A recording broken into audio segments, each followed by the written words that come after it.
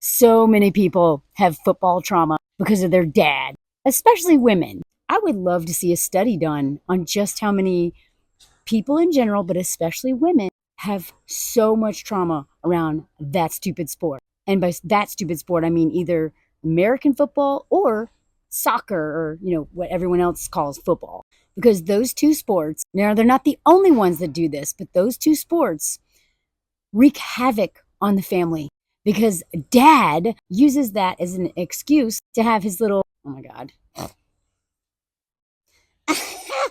One day I'm going to learn to get rid of those. For dad to have one of his little temper tantrums. And, we just love to blame football for that. It's not football's problem. I do not actually like the sport, especially, US football. I don't like the culture of it. I don't like these big dudes who just blah. I think it's very dangerous. It causes so much brain damage. Like so many men end up with like serious issues, like, like even unaliving people because it does something permanently to their brain. I don't like the culture of all the cheerleaders being like, yay, rah, rah, wear a sexy outfit and not get paid. I mean, seriously, like US football is such a perfect metaphor for what's wrong with all of this in the way that patriarchy plays out, white supremacy plays out, especially anti-blackness, the way capitalism plays out. You can see all of it in football. But the part that I really wish we would talk more about is how many of us cannot sit through a football game because of dad. Now, maybe mom sometimes too, but dad. And even if he's not physically violent, the whole family revolves their sense of safety around that stupid game. Now, it is not the game's fault. There's actually a really interesting read on Refinery 29, where it's like, yeah, you can blame football for it, but it's not about that. We know there's a huge surge in a DV on game nights, like police records reflect that. We also know that at least half of DV cases, incidences, which I would argue it's probably way more than that, go unreported, the same way a grape goes unreported. And I say that as somebody who tried to report and had to recant because the police did not make me feel safe and actively put me in danger. So I'm officially on record as a liar because the one group of people that are supposed to care and do something about it put me in danger. And grape is a part of DV. Any woman experiencing DV from a man is getting graped. I don't know why we don't accept that fact. Can't say yes if you're afraid to say no. But the whole point of this article is to be like, maybe the rates increase on game day, but people who are abusive like to find ways to justify abusive behavior. And there's usually high stakes oftentimes because of gambling, which is another thing that men do that is unbelievably selfish and throws away the family's money, along with alcohol and other self-destructive habits, and also their hobbies. But they also tend to be a little emotional about it because a lot of these men who are obsessed with football, that's how they bonded with their daddies. So they care a lot about football because their daddies cared a lot about football. And that's the only reason they felt close to their dad. What about their daughters, though? How many daughters really like football? I would love sports if my dad hadn't ruined it for me. I cannot watch an American football game. I will never watch another one again. I've already spent hundreds of hours of my time watching that crap just to be able to sit next to my dad so he could ignore me.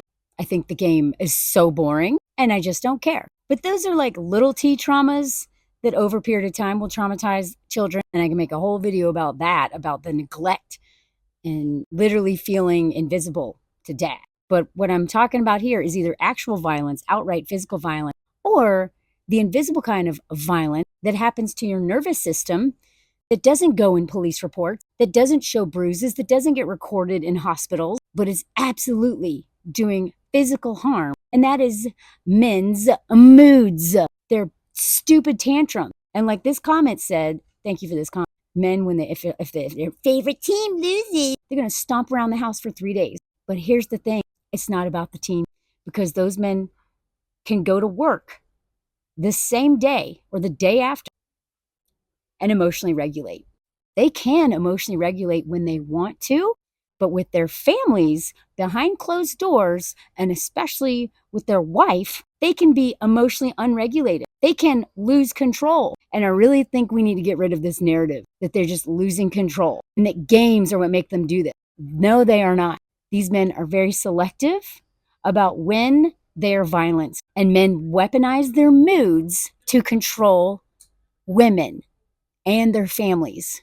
And when sons grow up in a house with this and they don't get help, they become just as bad as dad when they become king of the castle. It's the cycle of violence. And then women like me will end up in abusive relationships because it's normal to walk on eggshells around a man because some arbitrary thing is making him in a bad mood when it's not that. It's literally this dude's a douche. He is unhealed from his own trauma. He's a stubborn D-bag who won't go get help. And now everyone who loves him is going to pay the price for that. So you add football to that equation, a sport that helps men, you know, bond or whatever, makes them feel close to each other, makes them feel close to dad, gives them a sense of purpose, gives them the perfect level of escapism that so many men, escapism is so much the center of most of men's problems, to be honest. You combine all of this stuff, the weaponized moods of men, with something like football that is also a game where it has literal abusers playing each other and then having almost no consequences. I'm pretty sure the guy who, what is it, Michael Vick or whatever, I'm pretty sure the guy who abused dogs got a harsher punishment than men who abuse their wives. The poor little dog, he didn't know any better. But the woman, she should have known better. She knew who she married, right? So at the end of the day, I don't actually hate football. I hate the way, like so many things, I hate the way men use this thing to hide their trauma, their unhealedness, and their hatred for women and children, that they hide it behind football. Because that's really what it's about.